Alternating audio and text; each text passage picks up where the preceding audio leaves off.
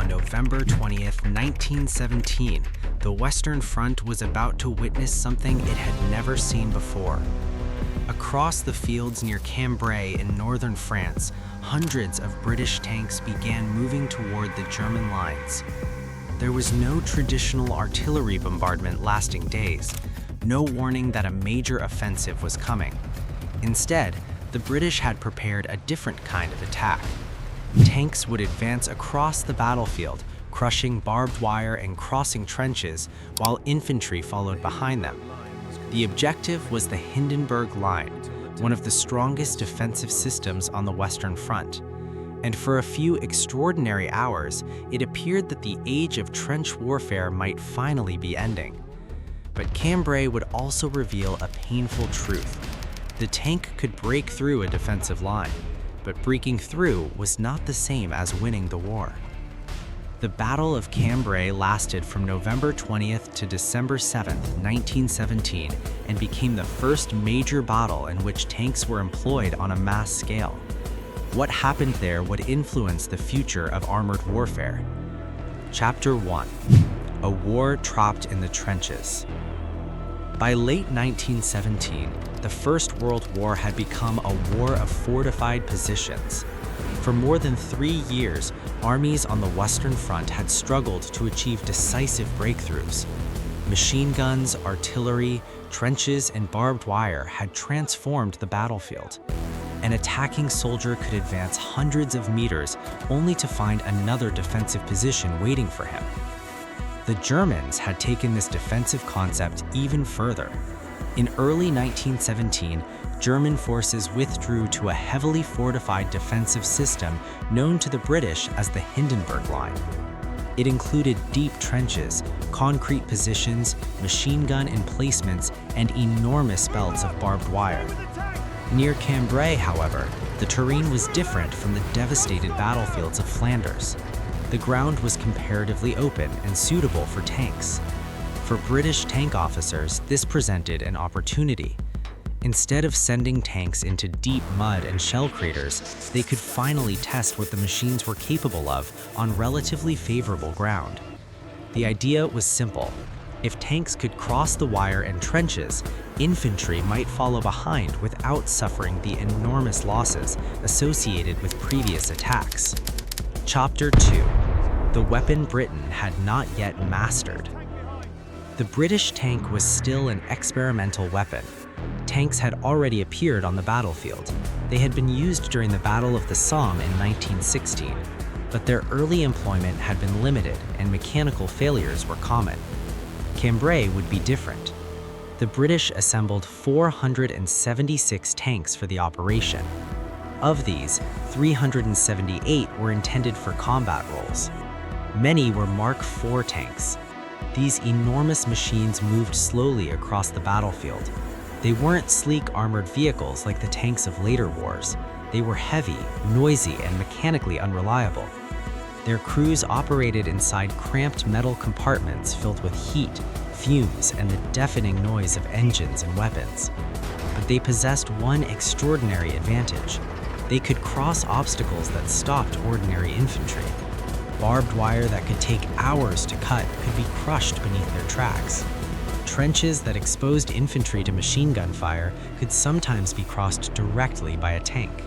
And that was exactly what British planners intended to exploit.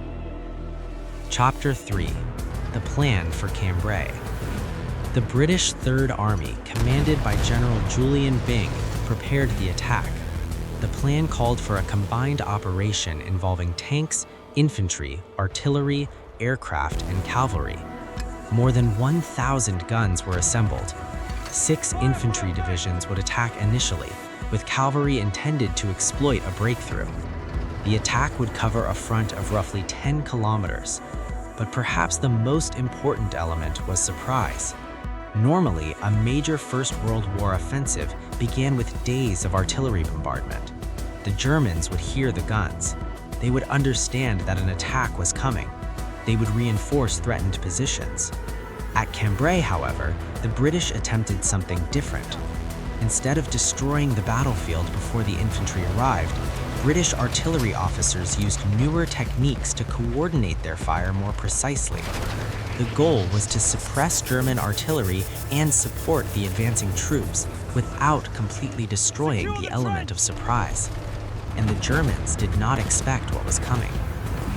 Chapter 4, November 20th, 1917. At 6:20 a.m., the attack began. Artillery opened fire. Then the tanks moved forward. Hundreds of armored vehicles advanced across the battlefield. Behind them came British infantry. For German soldiers defending the Hindenburg system, the sight must have been extraordinary. The tanks crossed the wire, they pushed through defensive obstacles, they moved over trenches, and in several areas, the German defensive line began to collapse. The combination of tanks, artillery, and infantry produced a breakthrough on a scale rarely seen on the Western Front. British forces advanced several kilometers during the opening phase, capturing villages and large sections of the German defensive system. The initial success was so dramatic that thousands of German soldiers were captured. The Hindenburg Line had been penetrated. For a moment, the impossible appeared possible.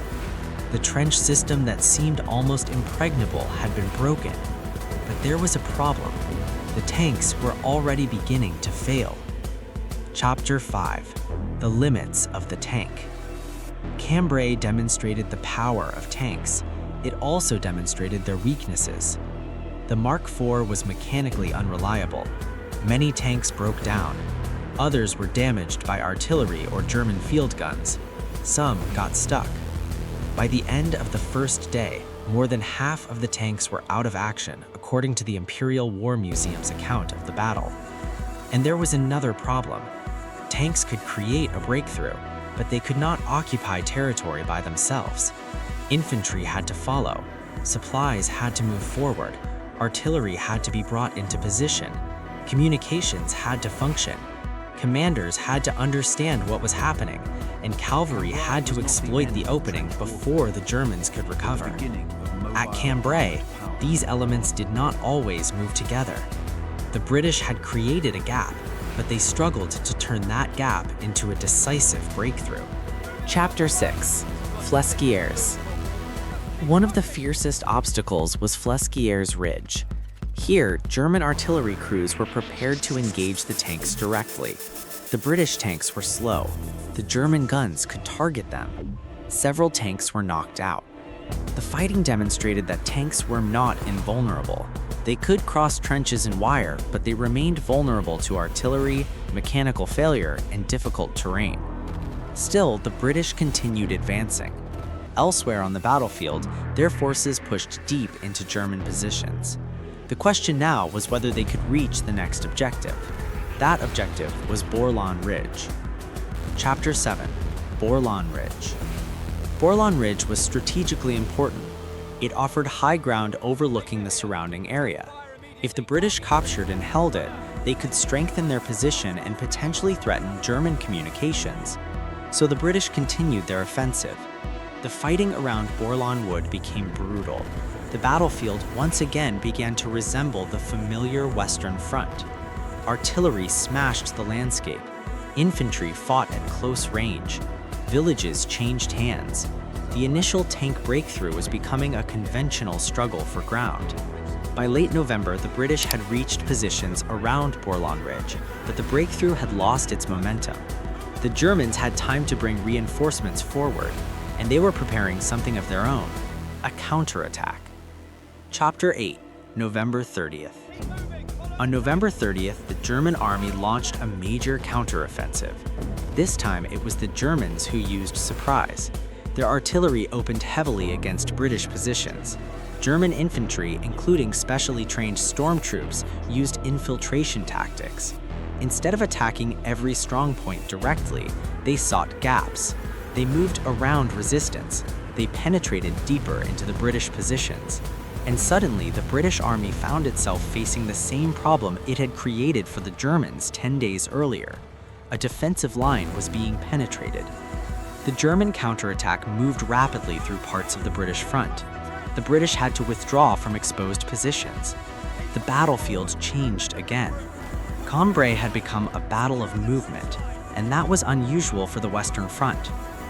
Chapter 9. The battle ends. The fighting continued into early December. The British were forced to give up most of their major gains.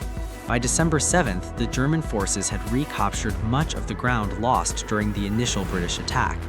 Strategically, Cambrai had not delivered the decisive victory Britain had hoped for. The battlefield had changed hands.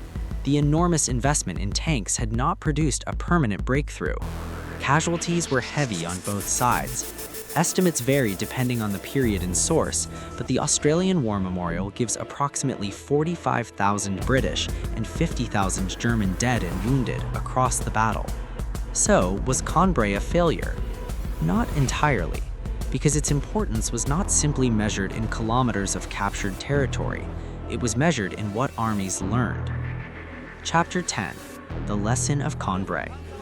Cambrai proved something that military commanders could no longer ignore. Tanks could transform the attack, but tanks alone could not win a battle. They needed infantry, they needed artillery, they needed aircraft, they needed communications, they needed logistics, and most importantly, they needed a coordinated plan for exploiting the breakthrough. Cambrai, therefore, became an important step towards combined arms warfare. The British had demonstrated that large numbers of tanks could help break through a heavily fortified defensive system. The Germans had demonstrated how rapidly an effective counterattack could exploit weaknesses in an exposed enemy formation. Both sides learned, and those lessons would soon become even more important because the war was entering its final year. In 1918, the armies of the First World War would increasingly combine artillery, infantry, aircraft, armor, and infiltration tactics. The methods tested at Cambrai did not suddenly create modern warfare, but they pointed toward it. The battle demonstrated the potential of tanks when used as part of a larger military system. It also showed that technology could not overcome poor coordination. A tank could cross a trench, it could destroy wire, it could provide mobile firepower, but it could not decide where an army should go. It could not repair a broken supply line, and it could not hold captured territory without soldiers. That was the real lesson of Cambrai. The future of warfare would not belong to one weapon. It would belong to systems of weapons working together. Ending. The battlefield that looked like the future. On November 20th, 1917, the British tanks appeared to announce a new age. For the first time, hundreds of armored vehicles moved together across the battlefield in a major offensive.